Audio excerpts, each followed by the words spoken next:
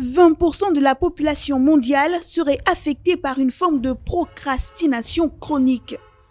Que ce soit dans le domaine professionnel ou personnel, nous sommes tous concernés. Nous avons tous déjà vécu cette situation. Vous savez, à chaque fois que vous vous dites « je dois finir ce truc-là, c'est important mais j'ai la flemme » et que vous décidez donc de remettre au lendemain puis au surlendemain quelque chose de très important que vous deviez finir. Il a été démontré que procrastiner souvent et de façon chronique a un effet négatif sur la vie des personnes. La procrastination est un comportement aussi ancien que l'humanité. Depuis des lustres, elle est dénoncée par les chroniqueurs ou historiens. En effet, chez nos ancêtres des sociétés agraires, une culture s'aimer trop tard pouvait condamner la récolte et entraîner la famine. On considère aujourd'hui que la procrastination est un comportement favorisé par les conditions d'éducation d'un enfant, son milieu de vie et des expériences auxquelles il a été confronté. Toutefois, certains traits de personnalité innés rendent plus vulnérables à cette pathologie.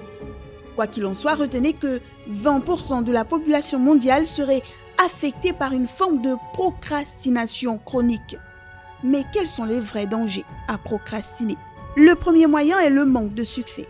Si une personne répète l'évitement de faire quelque chose, cela réduit ses chances de réussite dans sa vie. Le second moyen est l'anxiété et l'inquiétude. La plupart des gens qui procrastinent souffrent d'une anxiété à propos de ne pas faire ce qu'ils devraient. Ils subissent souvent l'effrayante paralysie par l'analyse et perdent le sommeil à cause de leur inquiétude. Le troisième moyen qu'utilisent des personnes pour s'auto-saboter est la création d'une mauvaise réputation. Nous connaissons tous des personnes en qui on ne peut pas avoir confiance pour une tâche importante. C'est souvent parce qu'elles ne vont pas déclencher les actions nécessaires pour faire changer les choses de manière concrète. Le quatrième moyen est la basse estime de soi.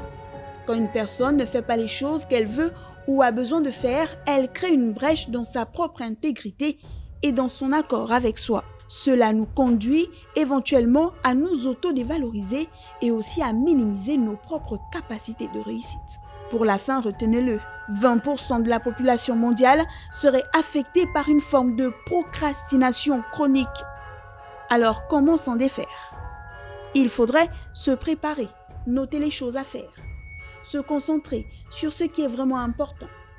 En faire moins, mais le faire régulièrement, surtout faire simplement. D'après les psychologues, c'est avec ces actions quotidiennes que vous renforcerez votre confiance en vous et améliorerez considérablement votre estime de vous, jour après jour, pour faire disparaître l'envie de procrastiner en faisant de vous un guerrier.